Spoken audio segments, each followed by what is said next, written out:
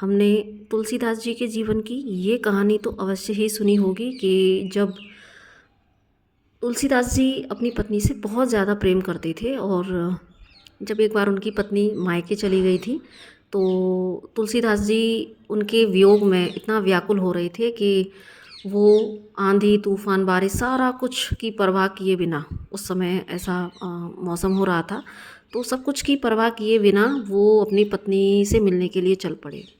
इतनी सारे मौसम के झंझावतों को फेस करते हुए। इनफैक्ट हमने ये भी पढ़ा है कि सांप को रस्सी समझकर उस पर चढ़ के और वो उसको भी क्रॉस करके अपनी पत्नी से मिलने के लिए गए। और पत्नी ने जब उनका ये हाल देखा, अपने प्रेम में इतना व्याकुल और व्यथित जब उन्होंने देखा, तो उनकी पत्नी रत्नावली ने उस समय एक चौपाई बोली थी कि अस्ति चर्म में देह मम तामे ऐसी प्रीत, ऐसी जो श्री राम तो न होत भवित। इसका आशय यही है कि मेरा ये जो शरीर है वो हड्डी और मांस का जो पुतला है उसमें आपको इतना प्रेम है ना, एक ऑब्सेशन जो यहाँ पर दिख रहा था तुलसीदास जी का। तो उन्होंने यही कहकर उनको झंझोड़ा कि ऐसी अगर प्रीति, ऐसा प्रेम अगर आप श्री राम से करते तो आप इस संसार सागर से पार हो जाते। तो ये कहानी है तुलसीदास जी की, हम सभी जानते हैं। और ये जानते हैं कि तुलसीदास जी को तुलसीदास बनाने में रत्नावली का बड़ा योगदान है। अगर रत्नावली उनको ट्रिगर ना करती तो निस्संदेह भारतीय समाज को तुलसीदास जैसा संत और पथ प्रदर्शक ना मिलता, रामायण जैसा महाकाव्य ना मिलता। तो ऐसी ही नहीं है क्या हमारी ट्विन फ्लेम जर्नी? तो आज हम ट्विन फ्लेम जर्नी पर ही कुछ बात करने जा रहे हैं, जो कि मेडिटेशन में मुझे आज यही कुछ चीज़ें चैनल हुई हैं जो मैं आपके सामने साझा कर रही हूँ। तो ट्विन फ्लेम जर्नी समझने में बिल्कुल सिंपल, कोई इफ़ एंड बट है ही नहीं। आपका ट्विन पार्टनर आपकी अवेकनिंग को ट्रिगर करता है, जैसे ही रत्नावली ने किया है ना तुलसीदास जी को।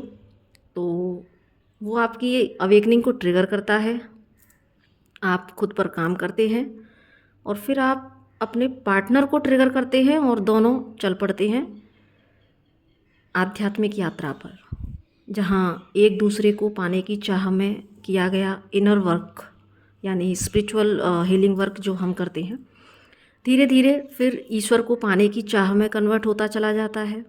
और अपने ट्विन पार्टनर को पाने का जुनून फिर ईश्वर को पाने के जुनून में, समाज सेवा और धरती माँ की सेवा करने के जुनून में कन्वर्ट हो जाता है। इतना सिंपल है ना? फिर भी ट्विन फ्लेम जर्नी को हम समझकर भी समझने में खुद को असमर्थ पाते हैं। क्यों, कब और क्यों ये असमर्थता जनरेट होती है? तो इसी को सोचते सोचते यही मेडिटेशन में जो है डेप्थ में जब ईश्वर ने विचारों की श्रृंखला लगातार प्रवाहित की, तो वहाँ पर मुझे जो इंसाइट मिली वो यही कि ये असमर्थता जनरेट होती है जब हम इस जर्नी के मूल तत्व से भटक जाते हैं। और इस जर्नी का मूल तत्व है प्रेम। क्योंकि हम जानते हैं twin flame journey spiritual journey है, लेकिन जिसका जो कहते हैं ना, जिसका श्री गणेश हम बोले अगर, तो एक व्यक्ति कोई आपकी लाइफ में आता है, मेल फीमेल कोई भी हो सकता है ना, वो उससे आपको इतना प्रेम महसूस होता है जहाँ पर कि वो प्रेम आपका ऑब्सेशन की हद तक जाता है ना। जो कि अभी हमने तुलसीदास जी और रत्नावली जी का जो उदाहरण लिया, तो क्या सिखाने आती है ये जर्नी?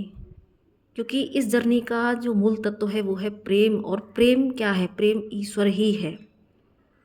हम इस सत्य को भी ना अपने तर्क की कसौटी पर कसकर चलते हैं। एक्चुअली प्रेम को प्रेम के शाश्वत स्वरूप में देख ही नहीं पाते। प्रेम को वासना और समाज के बनाए दकियानूसी नियमों में बांधकर हम संकीर्ण कर देते हैं, क्योंकि हम जानते हैं कि ट्विन फ्लेम जर्नी को उसके शुद्ध और उच्चतम स्वरूप में स्थापित करने के लिए ही हमको ये जर्नी मिली है। समाज के बनाए संकीर्ण और अलगाववादी उसूलों को ध्वस्त करने के लिए हमें मिली है, क्योंकि जहाँ अलगाव है वहाँ प्रेम नहीं हो सकता। प्रेम तो संपूर्ण ब्रह्मांड को स्वयं में समेट लेता है, वननेस की स्टेट में ला देता है। ईश्वर एक है, प्रेम एक है, बस वो एक प्रेम जिसको मैं प्रेम एक जो बोल रही हूँ, क्योंकि ईश्वर प्रेम है, ईश्वर प्रेम ईश्वर का ही रूप है। ईश्वर एक है तो वो प्रेम एक है। बस ईश्वर में से निकली अनंत आत्माएं, यानी कि हम जो मनुष्य हैं अनंत रूप में फैले हुए हैं पूरी धरती पर, तो वो एक प्रेम हम अनंत मनुष्यों में से, अनंत रूपों में से बहता रहे, इतना ही चाहते हैं ईश्वर हमसे, कि हम ईश्वर को उसके वास्तविक स्वरूप में समझें। और ईश्वर का वास्तविक रूप है प्रेम। जिस दिन सच्चा प्रेम हृदय में जागृत हो जाएगा, ईश्वर का साक्षात्कार हो जाएगा और ये सेपरेशन मेंटेलिटी ख़त्म हो जाएगी। जहाँ हम वननेस में आए, धरती पर प्रेम की स्थापना हो जाएगी। पर अक्सर ट्विन फ्लेम्स उलझ जाते हैं किस में? Old belief system, social conditioning, इनके दायरे में, और इस सेपरेशन इल्यूजन से वो निकल ही नहीं पाते, अपनी इन शैडोज़ को हील ही नहीं कर पाते। आध्यात्मिकता की तरफ रुझान होता है जब स्पिरिचुअल अवेकनिंग ट्रिगर होती है, तो आध्यात्मिकता की तरफ रुझान होना स्वाभाविक है, क्योंकि इस जर्नी का लक्ष्य ही ईश्वर है, प्रेम है। तो रुझान होता है तो बहुत सारे स्पिरिचुअल हीलिंग वर्क की तरफ जाते हैं, बहुत सारे इनर वर्क करते हैं, ईश्वर से जुड़ने की कोशिश करते हैं, ब्रह्मांड के रहस्यों को जानने की कोशिश करते हैं, और इसी श्रृंखला में ग्रंथों की तरफ भी मुड़ते हैं, पढ़ते हैं, सत्य को जानते हैं, जानने की कोशिश करते हैं। लेकिन उन ग्रंथों में छिपे हुए सत्य को नहीं समझ पाते, आध्यात्मिकता के सही अर्थ को नहीं समझ पाते। और जब हम बात करते हैं, इस जर्नी को हम शिव शक्ति यात्रा का नाम देते हैं। हम राधा कृष्ण का जो जीवन रहा था उसको हम इस जर्नी से जोड़ते हैं। कृष्ण को, राधा को एक मानकर बहुत पूजा करते हैं, उनके चरित्र को समझने की कोशिश करते हैं। लेकिन अगर हम कृष्ण के चरित्र को समझने की कोशिश करें तो इस सत्य को देख पाएंगे कि कृष्ण ने स्वयं कितनी कुरीतियों को चुनौती दी,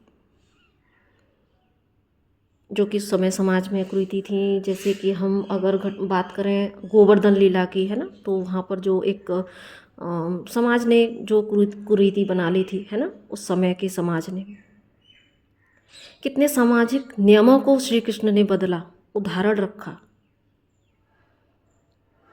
जिसमें कि अगर हम एक नज़र डालें, श्री कृष्ण भगवान ने किस तरीके से रुक्मिणी से खुद विवाह किया, जबकि रुक्मिणी का विवाह पहले से तय था शिशुपाल के साथ में।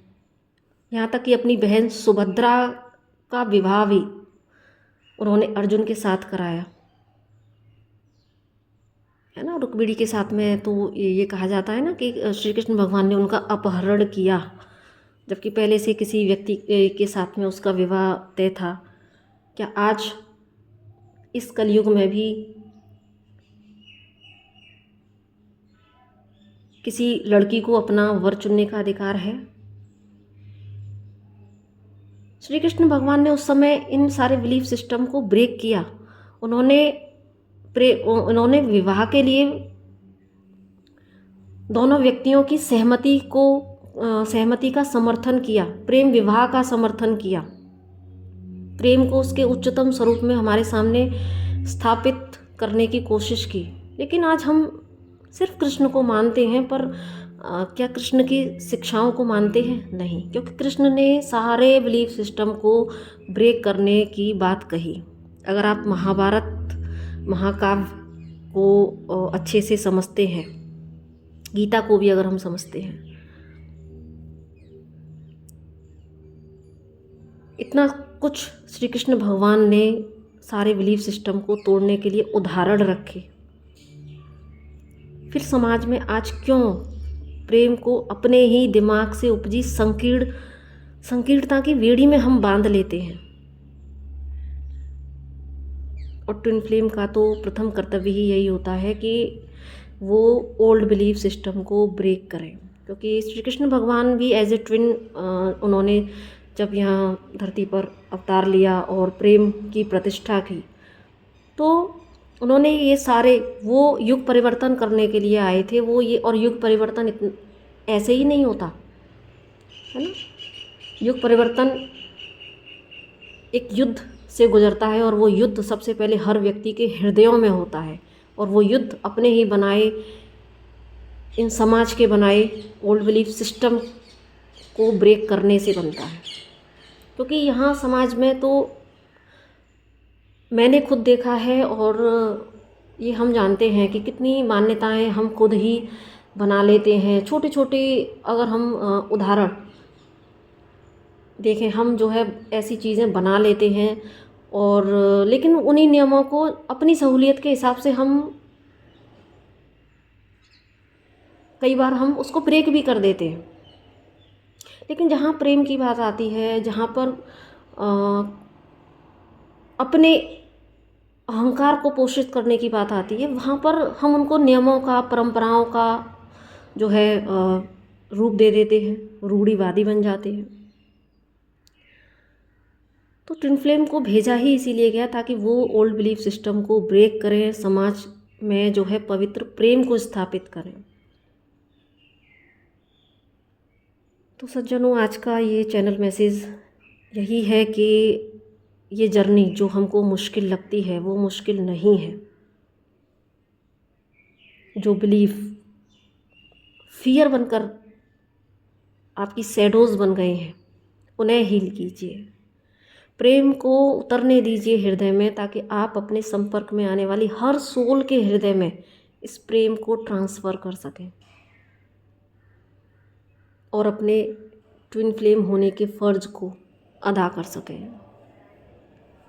तो आई होप कि ये वीडियो आपको इन्फॉर्मेटिव लगी होगी, और क्योंकि मेरा एक एक शब्द मैंने डिवाइन को सरेंडर करके, और जो मुझे आता गया मैं जस्ट उसको रिकॉर्ड करती जा रही हूँ। तो बाकी अगर आप सहमत हैं तो इसमें छिपे जो भी ईश्वर ने जो आपको संकेत देने की कोशिश की है, जो गाइडेंस देने की कोशिश की है, तो उसको आप ज़रूर से फॉलो कीजिएगा। और क्योंकि ट्विन फ्लेम्स समाज के ओल्ड बिलीफ सिस्टम्स को ब्रेक करने, सारे मिथ्स को ब्रेक करने, और मदर अर्थ पर लव एंड लाइट को फैलाने के लिए भेजे हैं।